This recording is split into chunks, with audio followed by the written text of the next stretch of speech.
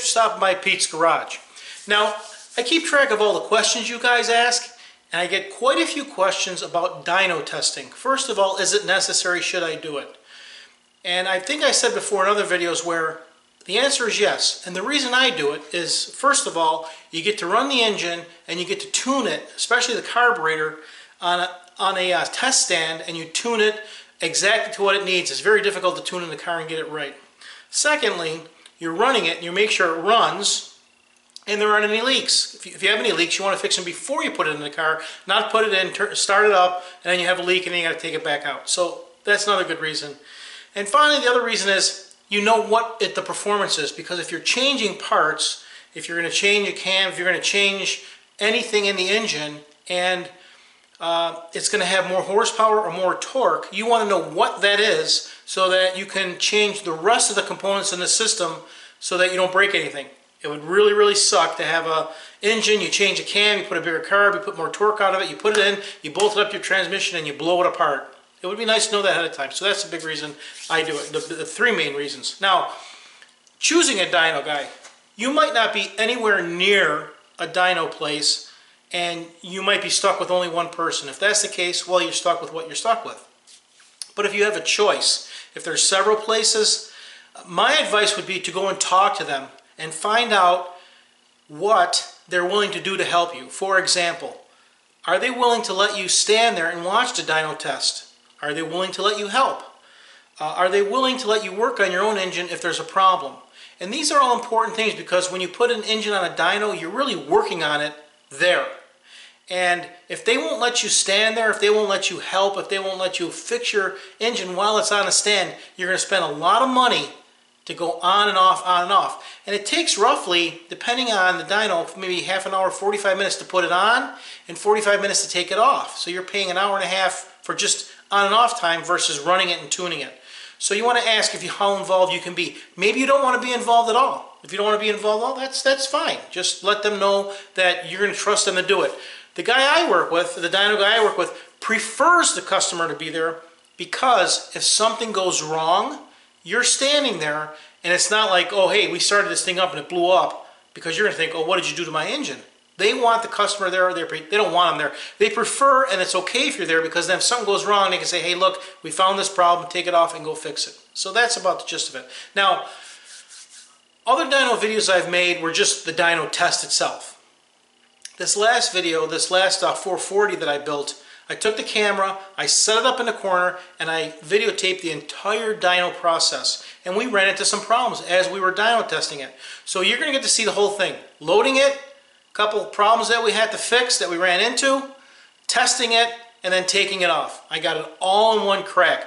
So let's watch that. I think you're going to enjoy it. Hey, and if you haven't already, please click on subscribe so you can stay up with all the cool stuff I do here. Do some neat stuff. This winter I got some great projects coming up, and you want to be notified of that. So let's get to the dyno video.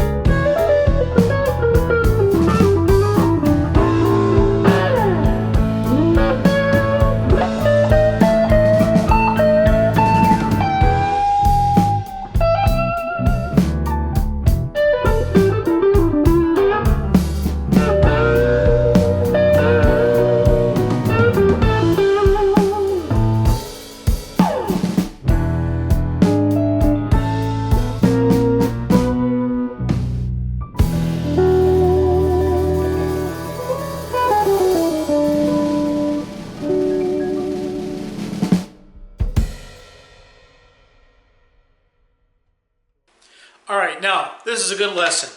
You're about to see that look. You know that oh shit look, like oh shit. When you turn the key, the engine doesn't turn over, you put a breaker bar on it, try and turn it over by hand, and it is locked up solid. This is what the oh shit looks like. Now, we fixed it, and what the problem was, when we put the crankshaft and put it to the drive shaft that goes to the dyno, the bolts that went through the spacer between the drive shaft and the crank were too long.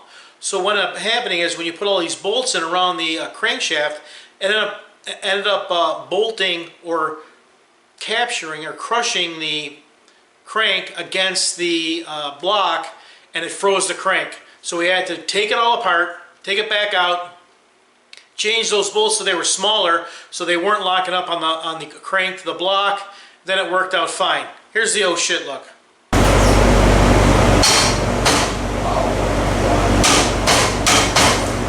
Does the motor turn over? Yeah, turn over my hand. Motor turn it over because I have a funny feeling that something's not right here. Why isn't it turning over? I think that battery's dead or nothing. Worked just fine last time we used it. No. You gotta be kidding me. And you got the, there can't be anything to do our flywheel here, is it? I just turned it over last night by hand when I tried the oil pump. That's solid, I don't know. I can't see it hitting. Alright, so then we get it to turn over, we get it to fire up, puff of smoke or fire comes out of the carburetor. What could that be? Now if you were paying attention, you would have seen earlier we changed a couple wires because the headers get really hot. And we had a couple wires that I put on there originally were really close to the headers, and we wanted to change those out, so we put some yellow Excel ignition spark plug wires on there. Well, we put them on in the wrong order, so it was in the wrong firing order. Fixed the firing order, and it fired right up.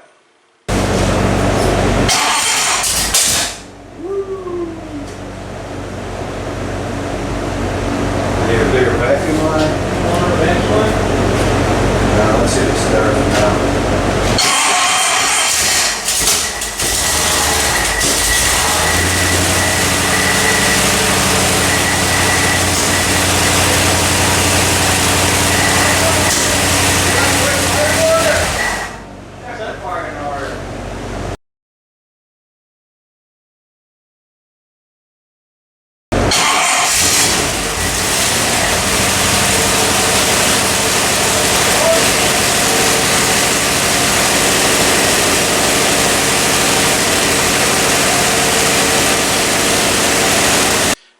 Got the firing order fixed, got it started up, put a little pressure on it, we got a little fuel leak. The rear part of the fuel line that goes back to the rear carburetor or the rear bowl had a little leak, had to fix that.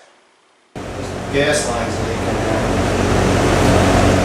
What, going into the car? I don't know, it might be a wash. Maybe.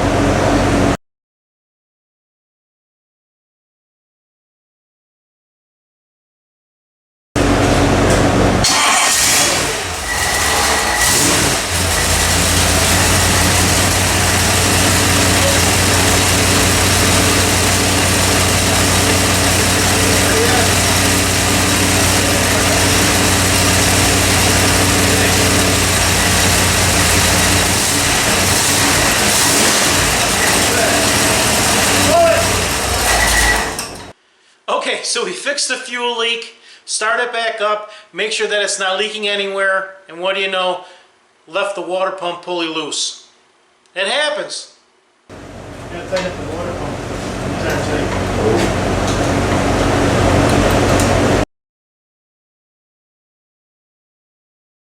Okay, now all the bugs are worked out. We get it started, and we have to set a few things. You have to get the timing set, let it warm up, get it running, check the vacuum advance, rev it up, make sure you have the right vacuum advance setting for the timing, get the timing set, get the float level set on the carburetor, adjust the carb so that the float levels are just right, and there's an O2 sensor in the system, so you're looking at the idle mixture. So you adjust the idle mixture, you run it, let it get hot, adjust the idle mixture, and then we're ready for our first pull on the dyno.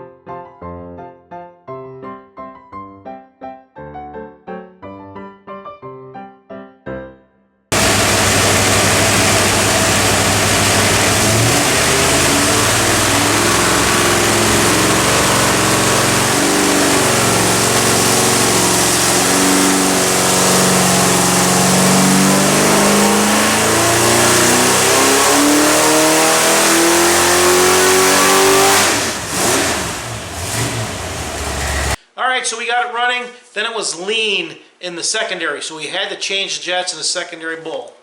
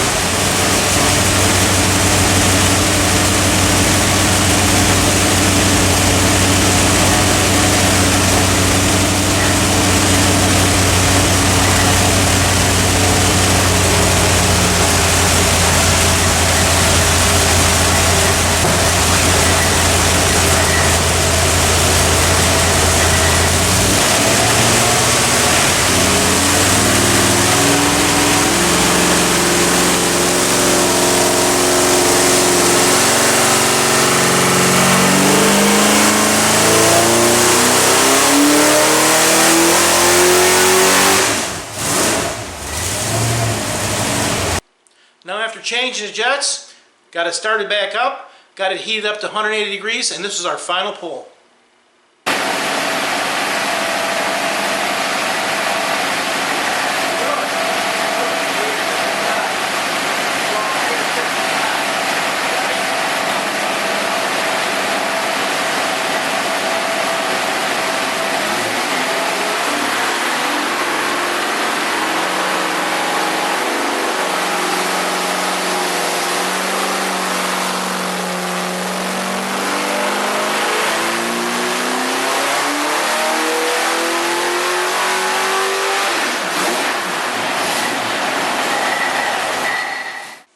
So this engine made 410 horsepower at 4,800 RPM, and it had a solid 440 foot-pounds of torque throughout the entire 3,000 range. So it's going to be really torquey, really nice in the middle as you're cruising down the road, lots of torque, and the top end is great. It just kept on climbing.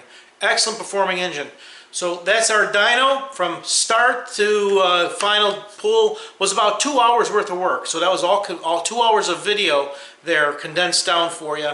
Now all I have to do is take it off, and this is what it looks like when you got to pull it off.